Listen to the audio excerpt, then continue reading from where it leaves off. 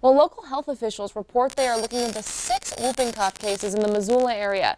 3 students at Sentinel High School tested positive for the disease, according to a message sent out to parents on Tuesday. The Missoula County Health Department says between the 6 cases, more than 300 close contacts have been identified who may have been exposed to the disease. The ages of those with confirmed cases range from kids of preschool age through teenagers, with 1 case requiring hospitalization. Those affected are a mix of both vaccinated and unvaccinated children, according to the health department. Health officials note there are more suspected cases of whooping cough that are currently being tested in a Missoula lab.